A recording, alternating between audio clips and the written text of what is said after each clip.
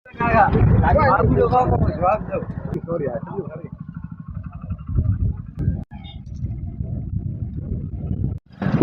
મિત્રો, આપણે આજે પહોંચ્યા છીએ થરાદથી ધાનેરા જે હાઈવે ચાલી રહ્યો છે નેશનલ નંબર 168 એના આ છોડા સ્ટેશન પાસે એક ભયંકર આજે અકસ્માત થયો છે।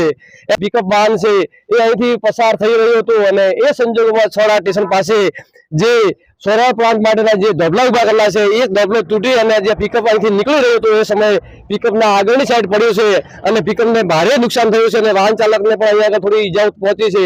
તો અહીંયા સ્થાનિકો ભેગા થયા છે, આપણે એમની સાથે વાત કરીશું।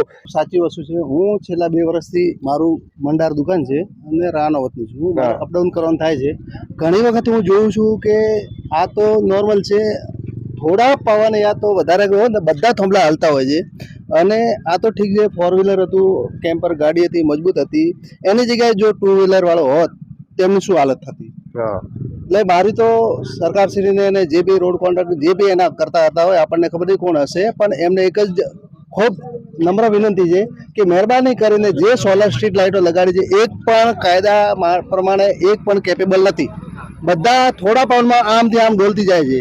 એટલે મહેરબાની કરીને જેટલી બી સોલર લાઇટો લાગેલી છે એના સિવાયના એ લોકોએ જે આ જમવા માટે મોકલેલા છે એ પણ છે, એના સિવાયના રોડ ઉપર ઘણી જગ્યાએ ખાડા અને રેતી આવેલી છે, તો બાઇકવાળા માટે બહુ તકલીફવાળું ખૂબ ખરાબ બેદરકારીવાળું કામ હોય ને તો એના જ 168નું લાગે છે। તો આ જે ધોબલા લાગેલા છે એની ગુણવત્તા તમે કેવી કહેશો કે આજે ધોબલો મારા પવન પડી ગયો છે? અત્યારે સબ પવન ચાલુ જ છે અને હું સાહેબને કહીશ કે તમે જાતે બતાવી દો, સામે જુઓ, જોઈ લો કેવું હાલે છે, ખાલી અહીંયા આગળ જોઈ લો। કદાચ સોલારના 2 ધોબલાઓ લાગેલા હતા આ સોલા સ્ટેશન ઉપર, એમાંથી એક આ પિકઅપ વાહન ઉપર પડી ગયો છે, પણ અમે કઈક લાઈવ તમે બતાવો, જો સાહેબ અત્યારે જો કેવું હાલે જોઈ લો, વધારે પવન એવું હાલે છે તો આ જોઈ લો।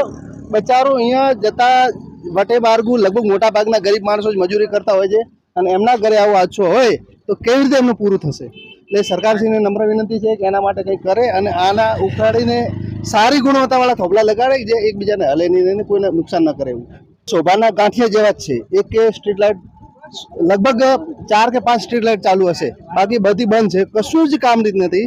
જે બી કોન્ટ્રાક્ટર જેને બી લગાડ્યા હશે એમનો ટેન્ડર પાસ કરીને એમના પૈસા લઈ લીધા, બાકી કોઈ ગુણવત્તા નથી કે કોઈ એમની સર્વિસ નથી કે કોઈ કામના નથી। તો અહીંયા આગળ એકવાર ધાબલા લગાવ્યા છે તો એના માટે કોઈ સરકારે કાર્યવાહી કરી નથી કે લાઇટો ચાલુ છે, બંધ છે, કેવા પવનમાં પડે જેવું છે કે હલે છે? સાહેબ આપ ખુદ જોઈ શકો છો, આ જોઈ શકો છો અત્યારે આ વગર પવને આવી રીતે હાલે છે, ડગમગ થાય છે, તો વિચાર કરો કે બિફોર જે વાતાવરણ ગયું એના પછી અત્યારે બી લોકો હમણાં અંબાલાલ સાહેબે આપણે આગાહી કરી કે 40 થી 50 કિલોમીટર સ્પીડનો પવન ફૂંકાશે તો શું હાલત થશે, એક જોવા જેવી થશે। એટલે ગરીબ માણસ બચારો મરી જશે, પૈસાવાળાને તો કોઈ ફરક નહીં પડે, પણ અહીંયા ચાલવાવાળા મોટા ભાગે વટે બારગુ બધા મજૂરિયા માણસ છે, બધા પોતપોતાની મજૂરી કરવા માટે 2 વ્હીકલ લઈને જાય છે અને જો બાજુમાં જો ખેતરની નીંદર કામ ચાલુ હતું, આ જો ઉપરથી ગાડી ત્યાં એમના ખેતરમાં ગઈ તો કેટલા લોકોનું નુકસાન, કેટલી જાનહાની થતી, એ તો ઉપરવાળા એમની મહેરબાની કરી એટલે બચી ગયા।